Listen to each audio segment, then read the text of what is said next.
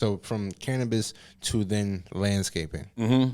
So, man, And by the way, you're all green. Vegan, what you take in is green. Both your companies deal with green. That's awesome. all sustainability, man. Yeah. All grass, no gas. Yeah. I was sitting in in Rochester, man, going to Wendy's. Was this before or after I met you? This was before you met me. Okay. And you know, I was a manager there. I always immersed in God, man. I wake up every day at 4:35 in the morning, stretch my body out, do my daily prayer, and I talk to God, man, all the time. And I said, man, you know, I was taking these classes. I was finishing up my classes in the cannabis industry before I got into the cannabis. I mean, at the National Cannabis Association until I got elected on the CCC. Congrats for that too. Thank you, man. And so I said, man, you know, I want to do something different. You know, I want to do something where I can not just heal people. I want to serve people too, Manny. What could I do to serve people? You know, and I was reading this book, man, by Napoleon Hill called Think and Grow Rich at the time. Book. Man, so I was just thinking, it was like 4, because I got to be at work at 5:30. It was like 4 in the morning. I sat there, and I just got this like feeling over me, and it says, you know, cut grass. And I don't know where it came from. Yeah. So I just wrote it down, and I just said landscaping. So I looked at it for about two weeks or so. Yeah. And what made me go all battery, I seen the commercial, man, of Ryobi. It was a Ryobi commercial. But at that time, I didn't have enough funds to get a Ryobi lawnmower. So I looked up the cheapest lawnmower, and you can look it up on my Instagram right now on CCARELAWN SERVICE. I started cutting grass for free with I say it was a 20-inch. It's called Sunjoe. Yeah. Like $50, and I got a Sunjoe electric weed whip. And then I had to plug this thing into people's houses. And I just wanted to see how and what would this do? Like, what is my purpose of going out here cutting grass? So I started for free. So I was plugging into people's houses. Yeah. And then my first grass I cut was in my neighborhood. So it was a lady, and she said, "Wow, you know," she said, How much do I owe you? I said, "Man, this is for free." So my first 25 people that I inquired, I started cutting their grass for free. Yeah. Didn't know that it was going. So I found it. I founded it in 2022. I founded CCARELAWN Services in 2022, but back up 2 years. So back up 2020. Okay. I started cutting for free. While working. Wow. Were you strictly on the weekends after you got off? How were you doing After I that? got off, on the weekends, on Sundays, you know, whatever I can get in, I was just cutting grass. And because I liked it being out. I always loved being outside because I used to work for Comcast back, I say, before I started, when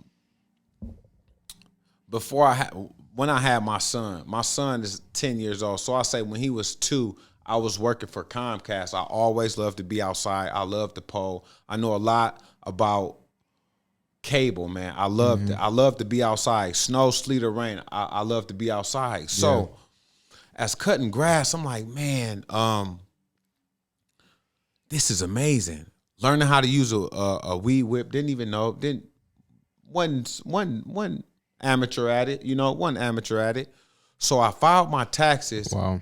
And made, I say, about $250 off that You know, I started CCARELAWN Services. You know, Yeah. it wasn't really all grass, no gas until the next year. So I went from making $200 to about $300 that one year to 40 grand the next year.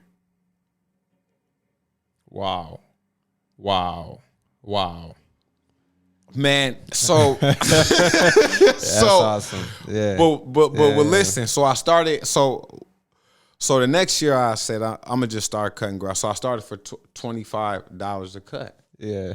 That's awesome. It went from $25 a cut. Now I'm charging $75 a cut because of the quality of it. Yeah. Zero emissions. Yeah. No gas. Yeah. They can come out and talk to me. It's quiet, and all you smell is grass. Yeah. And now I'm getting into commercial accounts, hiring people. Yeah. And now I'm giving back. They like, who is this? Who is CCARELAWN Services?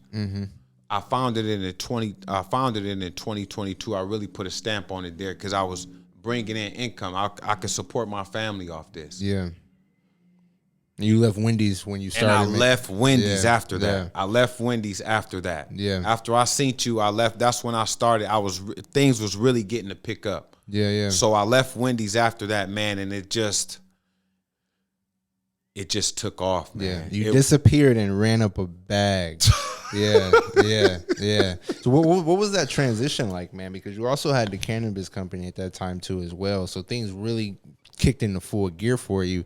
Then you were able to support your family off of it. Talk about like mentally what was going on in your mind during that transition. And also, did you see it becoming that too as well? Absolutely. I seen it becoming that. And first and foremost, man,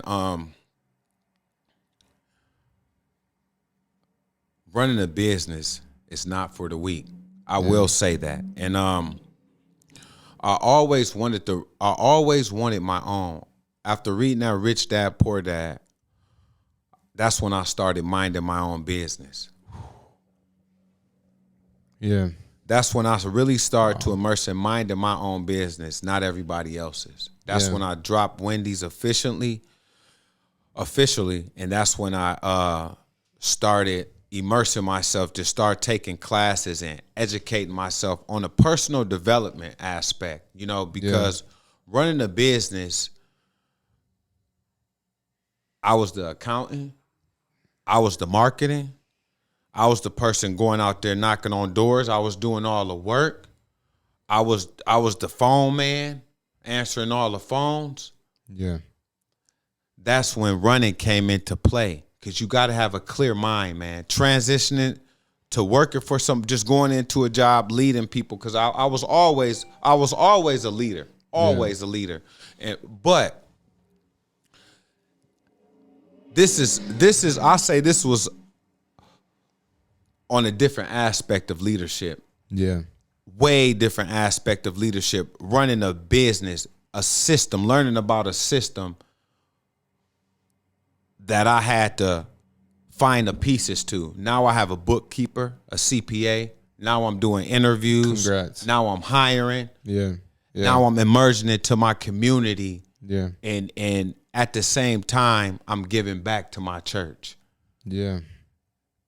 And so doing that as that transition, man, it was tough. I will say that it was tough. That's What when were some of the challenges you faced?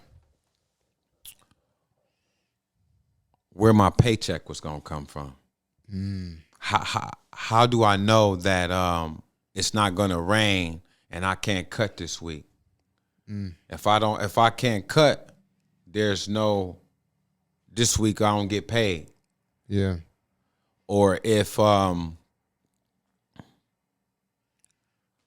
how can I make sure I have enough money to pay this rent? You know, and that's when the challenges came in. That's when I really had to sit down and learn about numbers, man. How to structure my business where I can leverage, where I can have enough, make sure I have that cushion to pay these bills, and make sure I can put clothes on my kids' back, and make sure I can pay a car note, pay insurance, you know, Make sure the bills are up to date. Make sure the kids have what they need. Mm-hmm. And that's when I really started to learn about budgeting, learning about accounting. And before I go to OCC right now, business administration and concentration in accounting. That's when I'm going to OCC first, and I'm going to I'm transferring to Michigan. Nice. Yep, absolutely. Nice. So I got one more year left, and I'll be on my way to the big house. So nice. So while running two companies, taking care of my kids, and being a vegan, man, eating real. So that's when I started to find out who I really was, man. Running. I was dealing with a lot of trial and tribulations because I didn't know how to really run a system because I wasn't taught. So that's when I started to seek mentors. SCORE. I started to seek mentors. I started to ask for help. That's one thing I did learn. Two things for sure. The easiest way I don't even call it failing, to hit a learning curve is not asking for help. There's a lot of help out there and people just don't know it, or they have that fear or want to do it themselves. Ego. So, and to become somebody special and to become and to build a system, you can't build it yourself, man. It's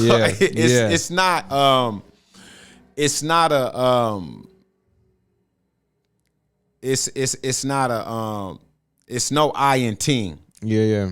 When you want to build something, a company that's sustainable, you need a team, man. And you have to be honest, you have to be open, and you have to talk about the things that you need and the things that and the adversity that you're facing, so people can help you. And how did you put that team together, man?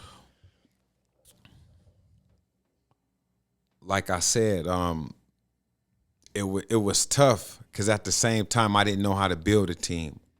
I started reading. I started educating myself. Like, how are these companies doing this so easy? So I started looking at other lawn care companies. I started to study them. How are they operating? Mm-hmm. How are they? Making this look so easy. I'm working out of a red van. How do I get a truck? How do I get a trailer? What steps do I need to know? How can I access capital?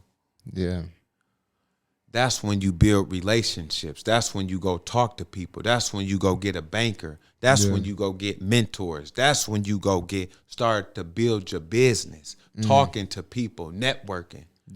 Your network is your net worth, man. And that's when I start to realize, like, this is bigger than me, man. This what I'm building right here, this bigger than me. Cannabis aspect, this bigger than me. And just founded a real estate company. Got a mentor for that. Congrats. Fairley Estates is on the way, man. I just got my first investment. It's a dog, $5,000. But